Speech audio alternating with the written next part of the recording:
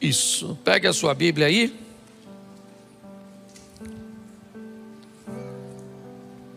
João capítulo 5, verso de número 17. João 5, 17. Coloque para mim, por favor, na tela.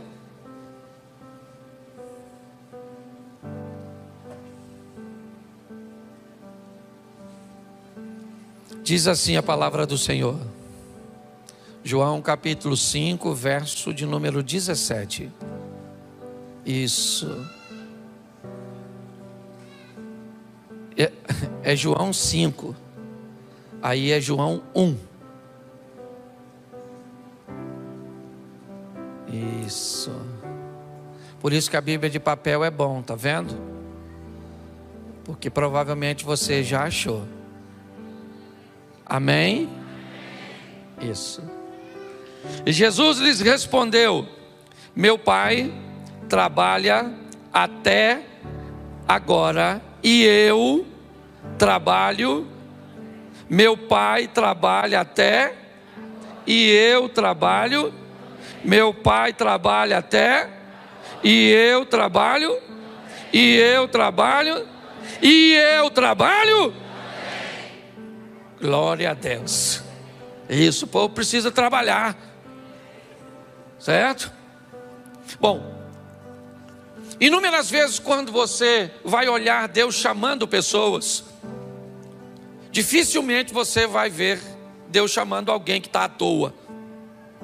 Me parece que na ótica de Deus, quer que algo seja feito, peça a alguém que está ocupado. Porque se alguém está desocupado, alguma coisa tem. Ele pretende chamar Moisés para libertar o povo.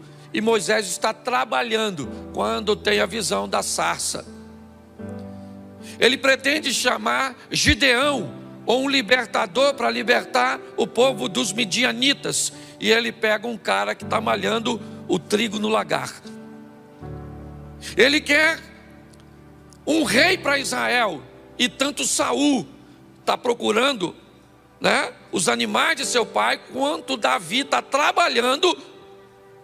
Aliás, quando Samuel chega na casa de Jessé para ungir o rei, o único filho de Jessé que está trabalhando é Davi.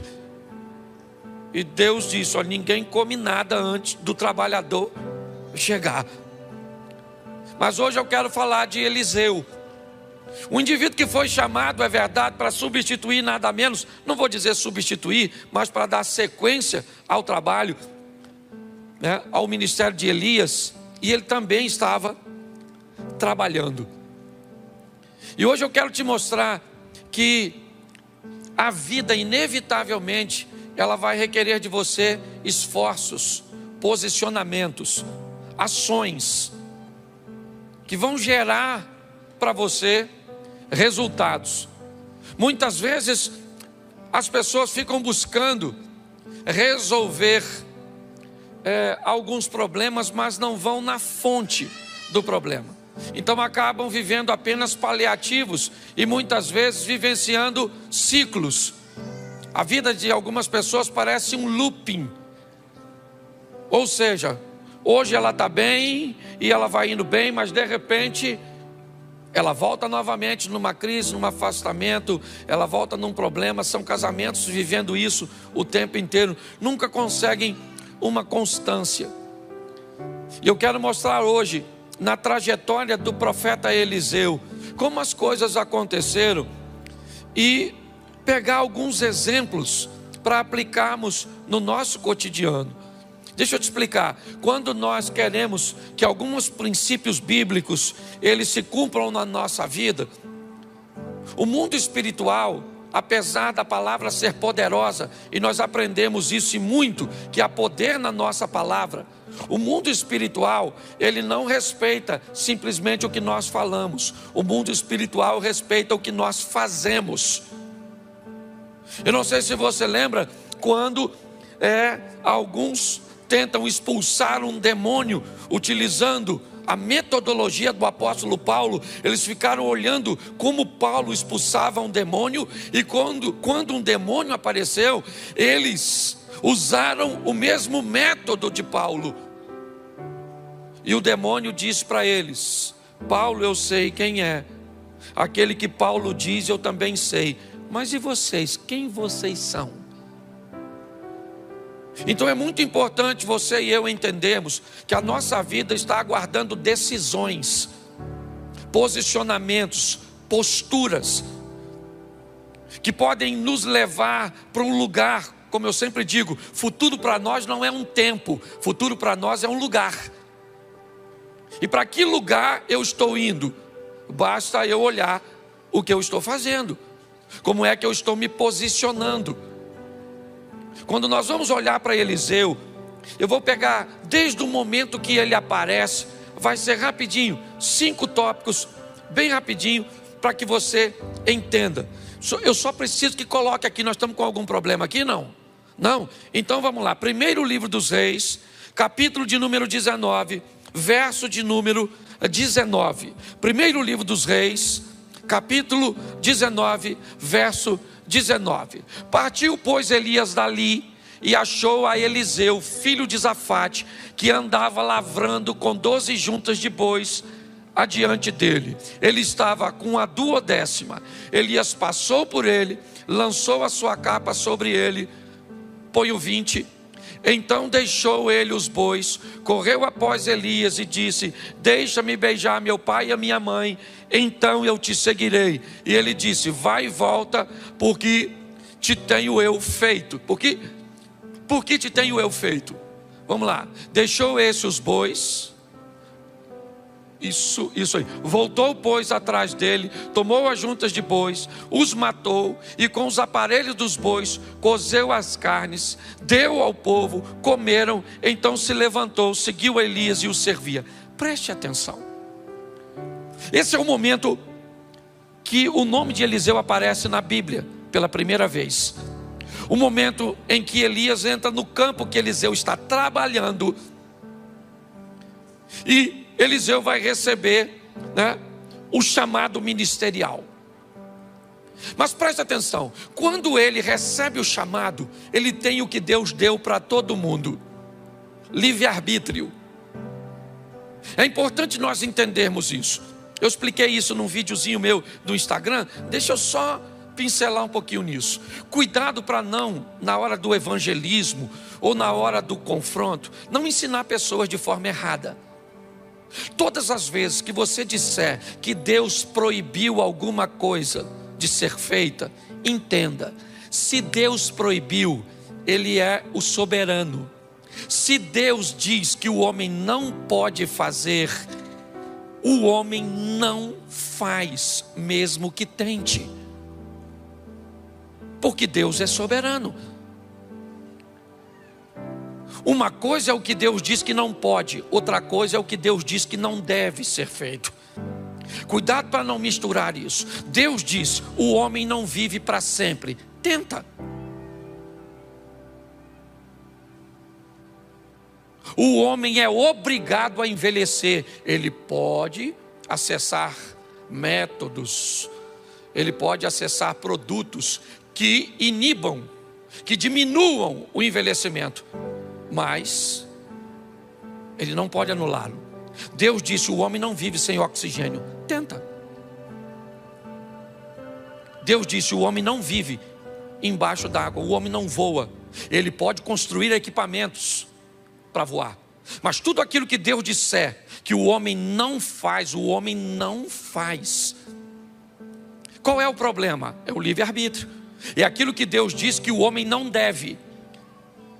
O homem pode matar, sim ou não? Sim ou não? Claro que pode, porque se ele não pudesse, ele não matava. Ele pode roubar? Ele pode fazer o que quiser com o corpo dele? Claro que pode. Ele não deve. Esse é o grande problema. Nós precisamos entender que o que Eliseu vai receber no campo que ele trabalha é o que eu recebi um dia. Aliás, o que eu recebo todos os dias: o direito de decisão. Elias passa no campo onde Eliseu está trabalhando e convida Eliseu a deixar tudo aquilo e seguir-te. Nesse momento, Eliseu tem o direito Porque preste atenção, decisão é sua. Deus não decide por você, seus pais não decidem por você, seu cônjuge não decide por você, o pastor não decide. A decisão ela é sua. Você precisa entender isso. Tudo começa com decisão. A história de Eliseu é quando Elias entra no campo e diz para ele: Deus está te chamando. E ele poderia dizer: não vou, pode ir embora que eu vou continuar aqui com a minha vidinha. E ele tinha todo o direito de escolher isso, e ele poderia arcar com aquilo que escolheu. Se você não conhece a história, vai ver a história de um camarada que pede para não morrer, quando Deus disse que ele deveria morrer. E você vai ver qual foi as dores que Ezequias viveu, que não precisava ter vivido, no período de 15 anos que ganhou de vida. Talvez quando você lê isso, você vai falar assim: caramba, esses 15 anos de Ezequias foi para ele uma maldição, ao invés de uma bênção. Porque Deus sabia o que estava fazendo. Quando nós olhamos para esse momento, o que nós vamos ver é que quando Eliseu decide ir, ele vai até Elias e diz: eu vou, mas eu não vou de qualquer jeito. Eu decidi ir com o Senhor, mas se é para eu ir, me deixa em casa, porque eu vou beijar meu pai e a minha mãe.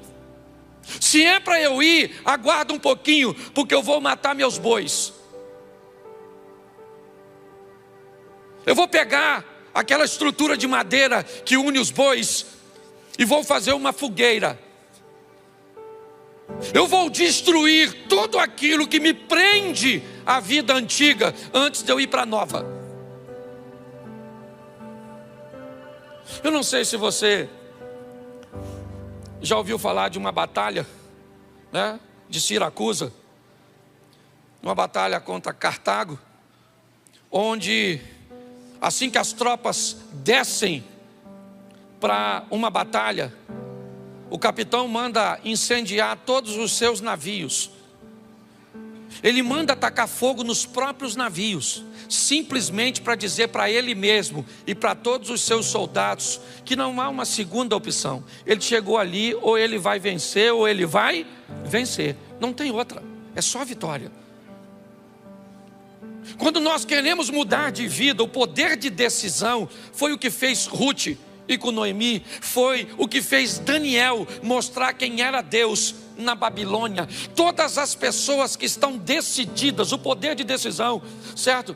Quando nós lemos o profeta Daniel, o texto diz: e Daniel decidiu no seu coração não se contaminar. Quando Noemi viu que Ruth estava totalmente decidida, parou de interpelá-la.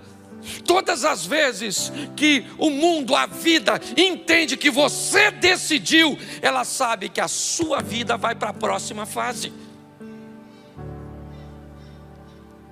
Quando nós olhamos Eliseu, o que ele faz? A história dele começa com a força da sua decisão. Eu mato os bois para quê? Porque eu não vou voltar mais. Vou beijar meu pai e minha mãe e vou dizer: nunca mais eu pego no arado, nunca mais eu vou voltar à minha vida antiga, porque Deus está me chamando para uma nova vida e essa antiga não me cabe mais. Você sabe qual é o problema? Muitos de nós deixamos um ambiente seguro. Tentamos levar uma nova vida com velhos amigos, com velhos hábitos, com uma velha postura. Inevitavelmente nós não vamos obter êxito. Sabe por que a Bíblia diz que é melhor você ser frio ou quente, mas você não pode ser morno? Porque nada atrapalha mais o evangelho do que um crente morno. Se o cara está dentro, ele está dentro. Se ele está fora, ele está fora. Mas se ele está dentro de qualquer jeito, ele atrapalha o sistema, ele joga contra. A história de Eliseu começa com uma decisão, e a decisão dele é o seguinte: o que me prende à vida antiga? Meus bois e esse arado. O que eu faço com ele? Eu mato, dou uma festa e mostro para todo mundo que essa vida antiga não me cabe mais. Acabou. Vocês estão me vendo pela última vez cuidando de um arado. Eu estou indo para a próxima fase. Nós precisamos tomar essa postura de decisão quando vamos andar com Deus. Abandonar a vida antiga e dizer: não me cabe mais.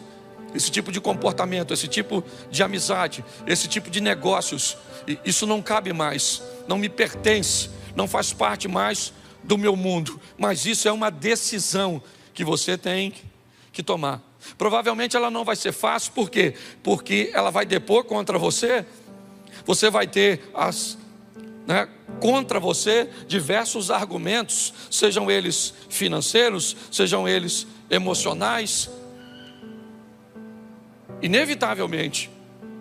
Só que é você que decide. A história aqui começa com uma decisão. O próximo passo, segundo livro dos Reis, capítulo 2, verso 1. A segunda etapa da vida de Eliseu. Segundo livro dos Reis, capítulo 2, versículo de número 1. Sucedeu, pois, que havendo o Senhor de elevar a Elias num redemoinho, ou um redemoinho ao céu, Elias partiu com Eliseu de Gilgal. Presta atenção, Elias está agora indo para a fase final de seu ministério, e o ponto de partida era Gilgal.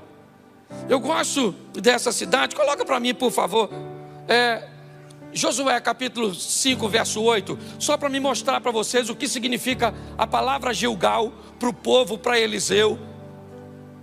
Isso. E aconteceram que, acabando de circuncidar toda a nação, ficaram no seu lugar no arraial até que sararam. E disse mais o Senhor a Josué: hoje revolvi de sobre vós o opróbrio do Egito, pelo que o nome daquele lugar se chamou Gilgal até o dia de hoje. Estando, pois, os filhos de Israel alojados em Gilgal, celebraram a Páscoa. Preste atenção, Gilgal, Páscoa, Gilgal, circuncisão. Para um judeu, duas coisas que têm o significado de aliança. O ponto de partida depois de uma decisão, eu vou deixar a vida para trás, é uma aliança. Quando nós falamos de casamento, nós dizemos que casamento é duas coisas. Uma, ele é um contrato, e segundo, ele é uma aliança. Como contrato ele pode ser reincidido, como aliança não. A próxima fase da vida de Eliseu, o que é? É uma aliança. Ele vai assumir um compromisso com aquilo que ele pretende fazer. É um caminho que para ele não tem volta, é dali e para frente. A história dele caminha com um novo comportamento, com uma nova visão, com uma nova mentalidade. Por quê? Para Eliseu ele não tem mais para onde voltar. E se não der certo, eu volto para os meus bois. Eu não tenho mais bois. E se não der certo, eu já dei uma festa de despedida e disse para todos os meus amigos que aquela vida não me cabe mais. Quando eu decido me aliançar, inevitavelmente a minha vida ela não tem mais retorno, não dá mais. Agora é apenas uma direção, é para lá que eu vou. Cristo é o meu Senhor, obedecer é a minha razão, é para lá que eu estou indo. 1000 cairão ao meu lado, 10.000 à minha direita, mas eu não vou ser atingido. Eu vou olhar tudo isso e sei em quem tenho crido. A vara e o cajado do Senhor é o que me consola. Eu sei o que eu estou vivendo, aquele que há de vir virá. Não interessa se as coisas estão acontecendo a meu favor ou contra, acabou. Para mim não interessa se quem desvia é o fulano, é o ciclano, se o outro adulterou, se fulano está roubando, se aconteceu isso, se minha mulher me trai, se meus filhos se perdem, se acontece isso, se eu perco tudo que eu tenho. Não acabou, é uma aliança. Eu assumi um compromisso com Deus, é uma aliança que não tem como quebrar. Hoje está tudo muito condicional, sabe? Depende, tudo é relativo. Depende muito, sabe? Quais são as variáveis? Não, querido. O que Eliseu faz é uma aliança. Gilgal traz a representação de uma aliança. Circuncisão e Páscoa, ok? É aquilo que Davi olha quando vai enfrentar o gigante. Todo mundo está olhando para o gigante. Davi olha para a circuncisão. Todo mundo tem medo do gigante. Ele é grande, ele está bem armado, ele é poderoso. Nossa, ele é um perigo. Davi diz: quem é este incircunciso para desafiar o exército do Deus vivo? Eu vou matar ele. Por quê? Porque ele é forte, grande, mas eu tenho aliança com o Todo-Poderoso. Pessoas que têm alianças, elas vivem de forma diferente. Seu ambiente de fé é mais seguro. São pessoas que sofrem, é verdade. São pessoas que muitas vezes perdem, porque sofrimento e perda fazem parte da vida. É assim que funciona. As pessoas aliançadas, você pode notar, aconteça o que acontecer, ela está firme. Não interessa se ela está. Eu me converti em 1992. E pode dizer para você, até aqui me ajudou o Senhor. Eu nunca me desviei, nunca me envolvi num escândalo, nunca fiz nada, porque eu fiz uma aliança. Eu não tenho para onde voltar. Em 1992 eu deixei todos os meus amigos, eu parei de beber. Eu parei de fazer uma série de coisas. E as pessoas ficavam olhando e diziam assim: é só uma questão de tempo até ele voltar atrás. O que eles não sabiam é que eu tinha matado meus bois e eu não tinha para onde voltar. A sua vida está esperando você tomar uma decisão. Que decisão é essa? De fazer uma aliança. É isso que Eliseu faz. Gilgal é o ponto de partida. Eu me aliancei. Enquanto você não estiver disposto a fazer uma aliança com outra pessoa, não se case. É assim que funciona. Quando você vai assumir um compromisso, você tem que colocar isso, como prioridade. Nós olhamos para a vida deste homem, você vai ver para onde ele está indo. Bom, então eu já falei com você que a coisa começa na decisão e agora passa pela aliança. Vamos ver o terceiro ponto. Versículo 2, segundo livro dos Reis, 2:2. Põe para mim, por favor.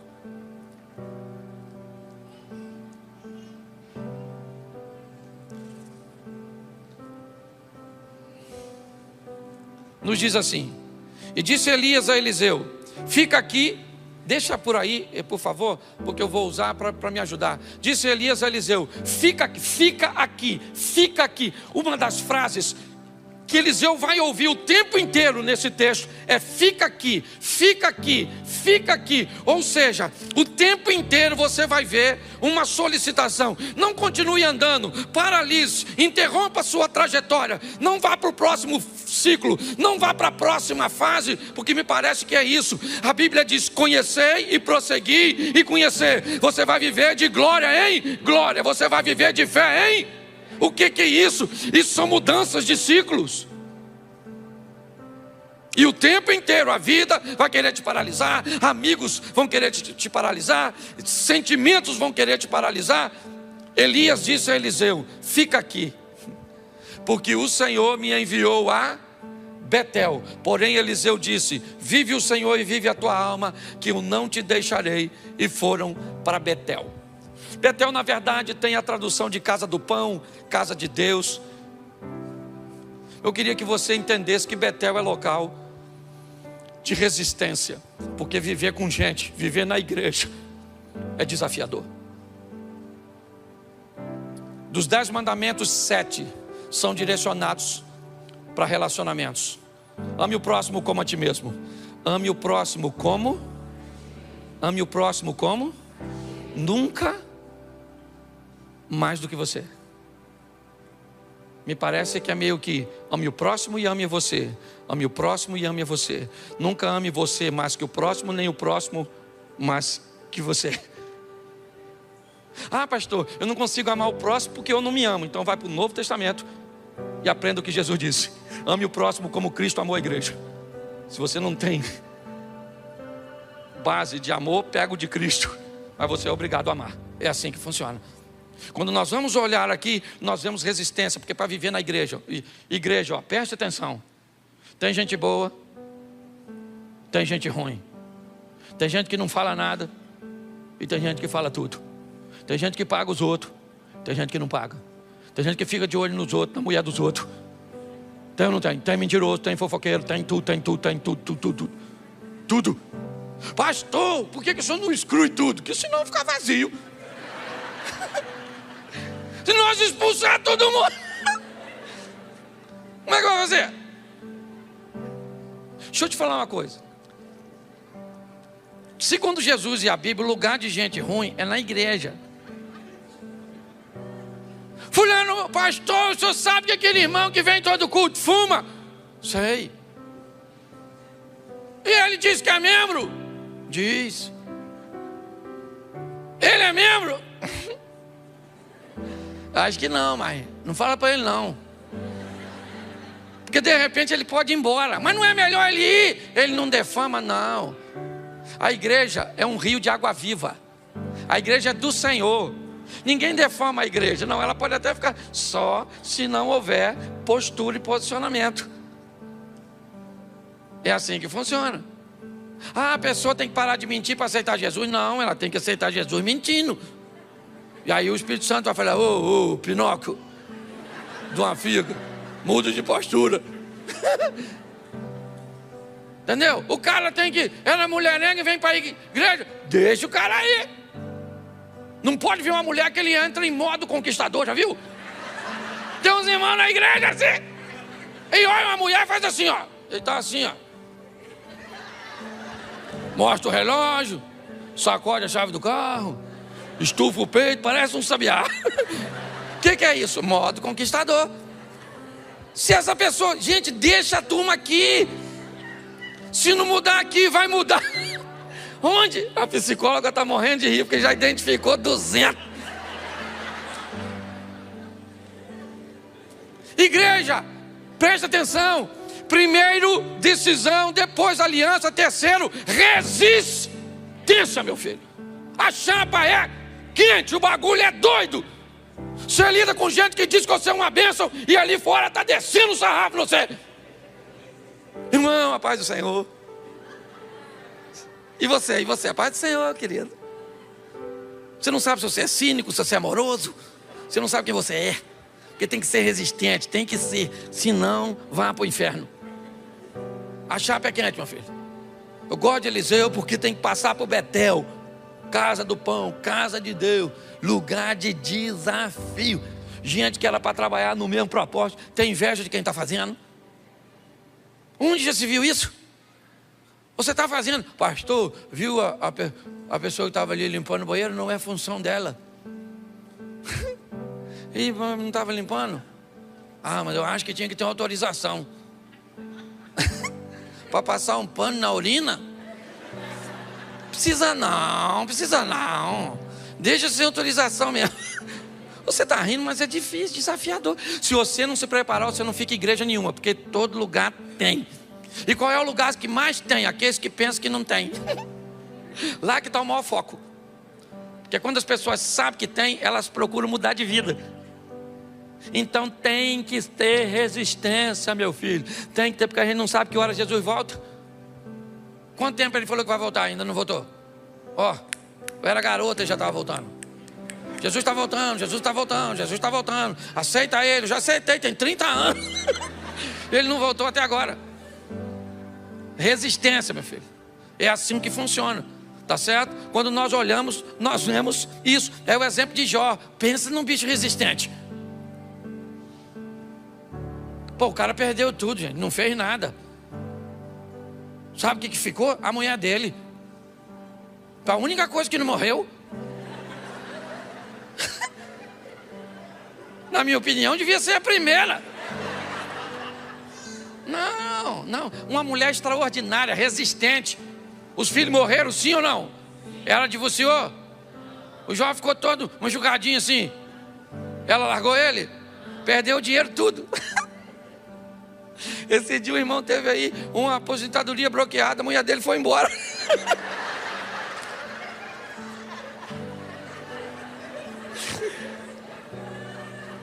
Oh, meu Deus, me dá sabedoria para ser pastor. Eu vejo cada coisa que até Deus duvida.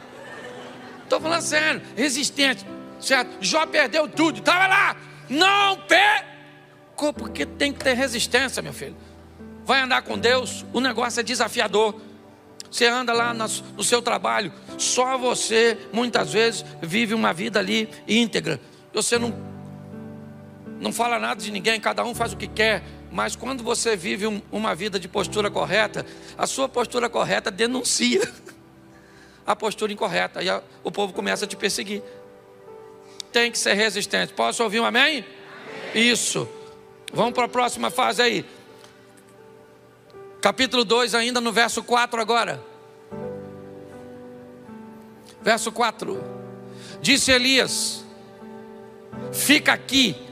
Aqui onde? Em Betel. Fica aqui em Gilgal, fica aqui em Betel, ok? Fica aqui porque o Senhor me enviou a Jericó. Porém ele disse: tão certo como vive o Senhor e vive a tua alma, que eu não te deixarei. Note que novamente uma força está sendo empregada para paralisar Eliseu. Ele diz: eu não vou parar, tão certo como vive o Senhor e vive a tua alma, que eu vou com você. Eu não vou ficar em Betel, porque Betel não me para. Relacionamentos interpessoais não me param. Eu sou resistente para sobreviver a eles.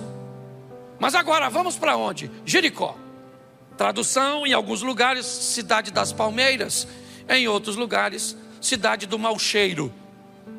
Comércio de rua, muros altos, pouca circulação. Provavelmente o cheiro não era dos mais agradáveis naquele ambiente. Basta você passar perto de uma barraca de peixe, muitas vezes, né? No final do dia, depois de uma feira. É só para você ter mais ou menos um entendimento. Mas se Jericó era conhecida como cidade das palmeiras porque tinha por fora, ela é conhecida por cidade mal cheirosa pelo que tinha por dentro. Me parece que agora, depois da resistência, eu vou ter que sobreviver à hipocrisia, ao comportamento de não querer vender uma aparência para os outros que não reflete uma realidade do que eu vivo. Esse é o grande problema. Muitas pessoas muitas vezes não mudam porque não pode tratar o mau comportamento, porque as pessoas não podem saber que ela tem aquele comportamento incorreto. Então ela não pode tratar, porque às vezes tem um cargo na igreja, e se alguém souber que ela tem aquele comportamento incorreto, ela pode perder o cargo. Então para ela o cargo é mais importante que a salvação. Ela então acaba vivendo uma vida de hipocrisia. O hipócrita normalmente ele tem uma questão muito peculiar. Ele precisa acusar os outros, porque todas as vezes que ele acusa os outros, inevitavelmente ele está defendendo, né, uma imagem de que ele cumpre aquilo que ele acusa, certo? Ele tem que chamar atenção para um outro lugar que não seja a vida dele. Então ele olha para alguém que usa uma roupa indevida, para alguém que posta alguma coisa na internet indevida, para alguém que faz um comportamento indevido. Por quê? Porque chamando atenção para os outros, ele consegue guardar a aparência dele. Muitas vezes há uma promiscuidade por detrás de um puritanismo. Porque eu defendo o puritanismo, mas na verdade eu estou envolvido numa pornografia. Mas eu então começo a chamar a atenção, né, de comportamentos de outras pessoas. O que é isso? A vida de Eliseu também passa por Jericó. Aquele local onde a aparência fica para trás. Nós temos que tomar muito cuidado com isso. Trate suas debilidades. Quem trata suas fraquezas não vai ser exposto a fracassos. Quem tem coragem de dizer ou falar de suas debilidades não vai vivenciar escândalos. Cuidado com isso. A Bíblia diz que tudo que está em oculto, uma hora vai vir à tona. Entenda bem, o diabo manda fazer, mas não guarda segredo. É assim que funciona, certo?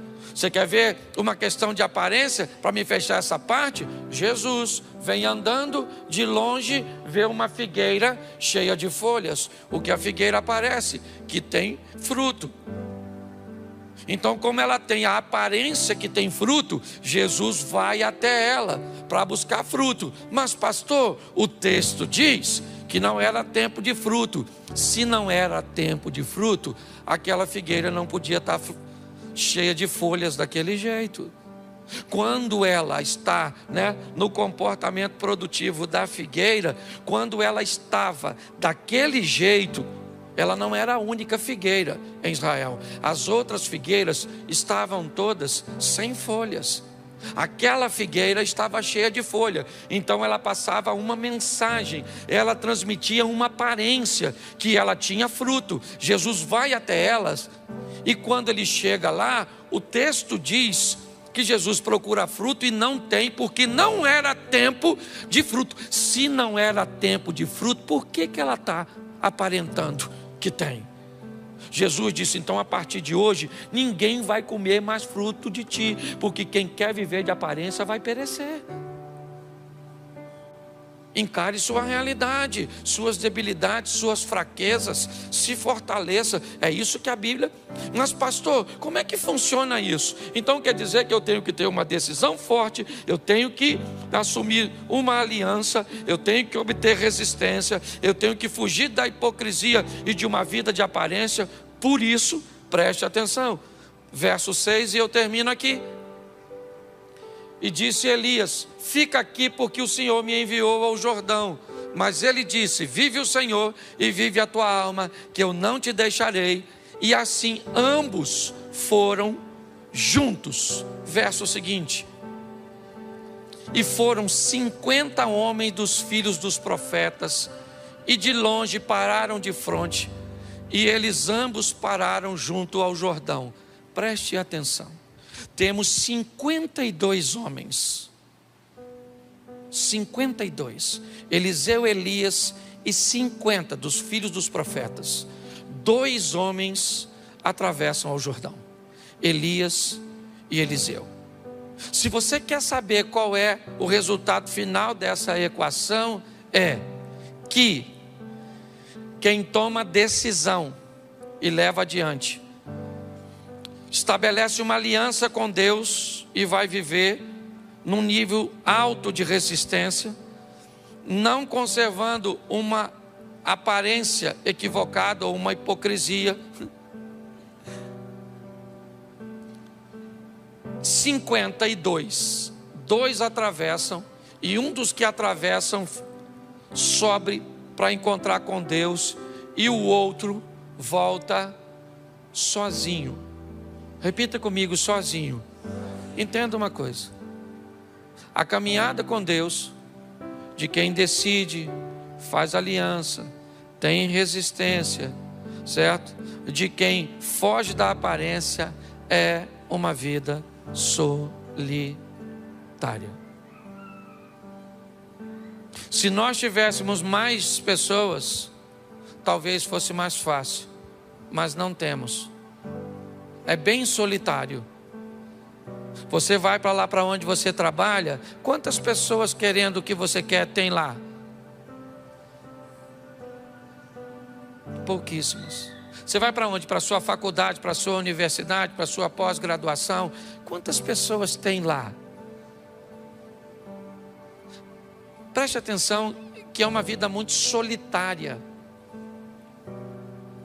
52, 50 ficam e 2 passam.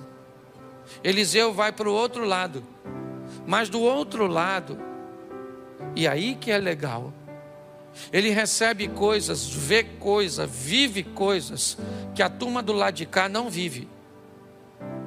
Eliseu vai lá rapidinho, Elias é levado ao céu, joga a capa, Eliseu rasga a sua capa, joga fora, pega a capa de Elias, volta, pega, toca o Jordão, atravessa, os 50 caras estão do lado de lá.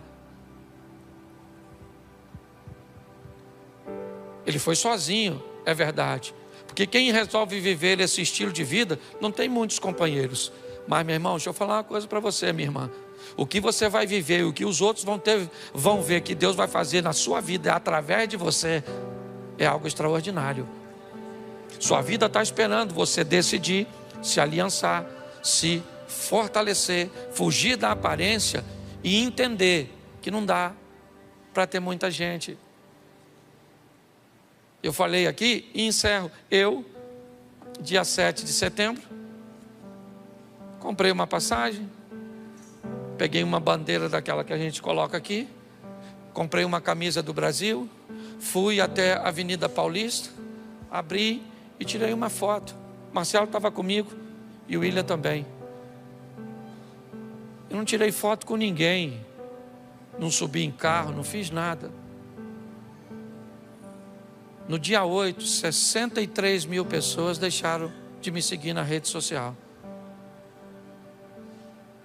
Mas preste atenção. Eu vivo para quê? Qual é o meu propósito? Eu entendo que há solidão nesse estilo de vida. Não tem muita gente. Mas deixa eu falar com você. Se Deus for com você, as pessoas vão ter que ver. Porque quando Eliseu volta, ele volta com Deus. E todo mundo, Eliseu mandou um recado para o Naamã: manda esse cara vir na minha casa, porque todo Israel vai saber que aqui ainda tem Deus, porque eu sou profeta. Eu ando sozinho, mas não vivo de aparência. Sou resistente. É assim que funciona. Tenho aliança e decidi viver com Deus.